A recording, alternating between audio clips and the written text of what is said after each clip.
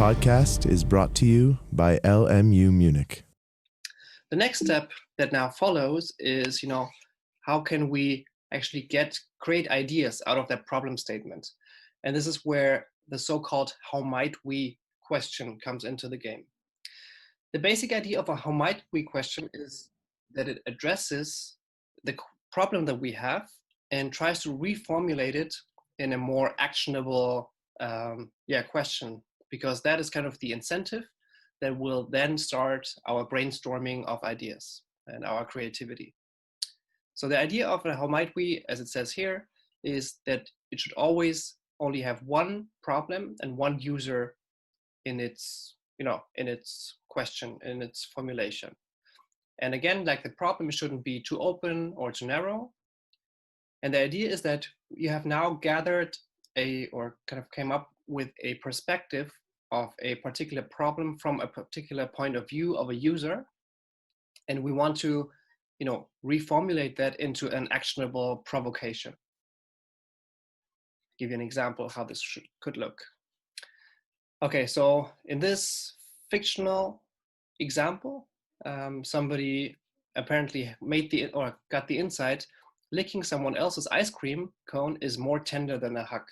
Okay, so if you lick somebody else's vanilla ice cream, it's just a very emotional and enjoyable experience, basically.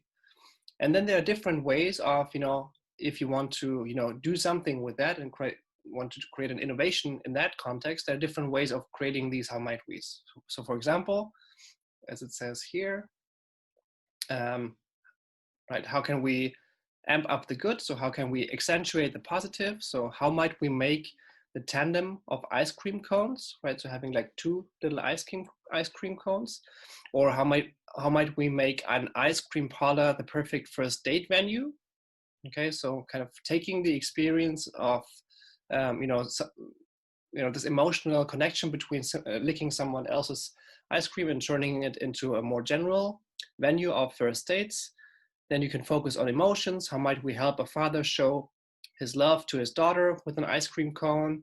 How might we design an ice cream cone to say goodbye, and so on? Or explore the opposite. How might we make solitary confinement ice cream, just to have ice cream by yourself?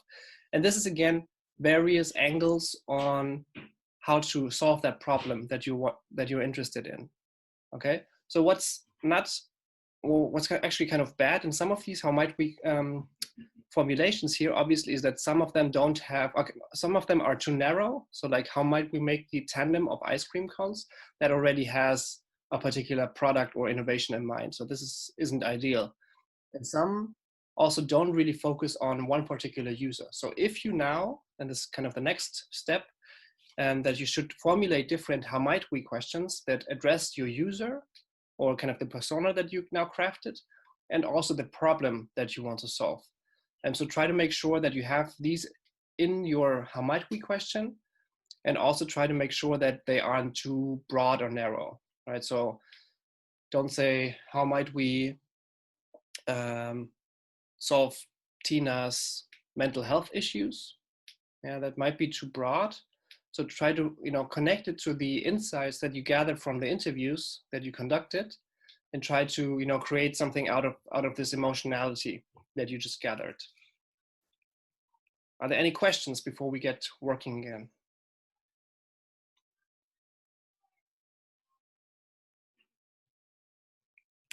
Show the slide again. And just to repeat it once again, the basic idea of these how might we's is then kind of the prompt for our brainstorming. Okay, so we are now in the problem area, and the next phase will be opening up again and coming up with all kinds of different solutions for this problem. And the how might we is kind of the trigger that should frame our ideation phase.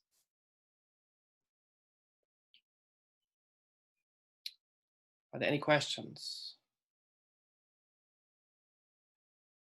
No? No. Good. Because then the next task would be come up with 10 different how might we questions, and then pick one that you would like to tackle as your starting point for the next phase, which will be ideation. Okay, and I would give you 15 minutes for coming up with different how might we questions. You can just use a blank mural, a blank template, and just collect a couple of how might we questions on it. Okay, I mentioned all of these already. Just a quick shout into the microphone. Have you done any of these before?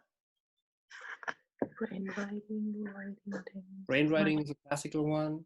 What else? Mind mapping. No. Mind mapping. Walt Disney method. Could you explain the Walt Disney method, what it means? Was it? I think it was like really 3 years ago. I think we did it because Walt Disney started with the mice, and then he basically didn't think that it's going to be a Mickey Mouse, right? So he was just drawing some things, and then at the end, it ended up being a Mickey Mouse. Mm-hmm. So we just start with some things and without thinking what's going to end at the end. Mm-hmm. So then we will be open with all the possibilities. Mm-hmm. Of the outcome. So usually the Walt Disney method is also close to the de Bono's hats method.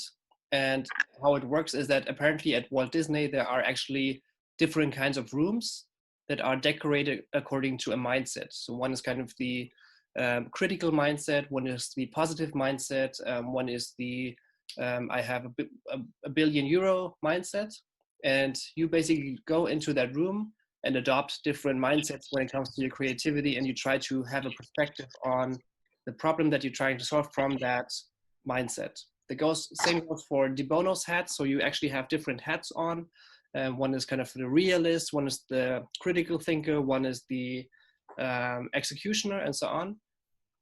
And then you have different perspectives on a problem and try to come up with different ideas. I mean, the basic idea of, ideation and creativity is that you have different perspectives on things, right? So one problem can be solved from so many different perspectives, and all of these techniques and methods basically try to get you into that mindset. Mind mapping, you've done that, I guess, before. There are also some mind mapping tools on Mural where you just map kind of connections between things. Brainwriting, it's actually twice in here, sorry. Brainwriting is, a classical one where you just write something down, things down. Crazy 8 is a method where you have basically 8 columns and you draw or sketch different opportunities or solutions according to these different 8 columns. Something that I guess every one of us has probably at some point done is brainstorming. And let me just mute you because somebody is having an echo. Who is having an echo? Could you all mute yourself, please? Thank you. Okay, so here are a couple of guidelines for more effective brainstormings, because I guess every one of us has been in a meeting where somebody said, okay, let's brainstorm. And, just crappy ideas came out of it. So some of the rules, and you might have heard some of them, are posted on here. So these are the essential rules and guidelines for brainstorming. One is, obviously, encourage wild ideas. So it's not about, having, lame ideas, but really be wild when it comes to brainstorming. Okay, you can be as crazy as possible. Be crazy. Okay, it sounds difficult, but really try to be crazy. At the same time, you have to stay focused on the topic. Okay, and this is the idea of the how might we. The how might we question gives us a specific framework for, starting our brainstorming session, right? I've been to so many brainstorming sessions where there was no clear topic, there was no clear how might we question, and then you're all over the place and you don't focus on the actual problem that you want to tackle. What also helps is that you are visual, right? So try to draw something, try to have inspirational pictures or whatever, because if you do it in a team, then sometimes a picture can elucidate so much more about, or generate more ideas than just a word. So try to be a little bit more visual in that. One of the most important rules is obviously to defer judgment, okay? So if you do a brainstorming, there are different phases, but never judge anything that comes out of, you know, these particular phases of brainstormings. I've been to so many meetings in my old jobs where, you know, we did brainstormings and the CEO simply bashed every idea. This is not the idea of brainstorming, okay? We want to have a democratic culture in terms of, you know, the brainstorming session, and everyone's idea is worth the same, okay? So all of you have the same brilliant ideas as anyone else. And if, you know, you do that in a different context, your student help is having the same great ideas as the professor and vice president, okay? We try to not put any hierarchies in that. The next one, and you mentioned, I mentioned this already when in terms of storytelling, right? Try to build on the ideas of others. You yourself have, you know, mediocre ideas. They become better if you, you know, are associating them with, you know, the ideas of your colleagues or teammates, right? So maybe combine them, maybe change them, maybe do the reverse, and so on. It's also important, and I will talk about this in a second, to have just one conversation at a time. So don't, you know, babble at the same time, because that just doesn't help in terms of capturing it, because then everything gets lost. And the last one is really important: go for quantity. Don't go for quality yet. So yeah, think about wild ideas and so on, but rather go for quantity than quality. So it's better to have 100 ideas that are okay than having 5 ideas that are great or very innovative. Because if you have 100 ideas, then you can adopt and change if one of these great ideas doesn't work. Okay, so you really want to go for quantity in that session.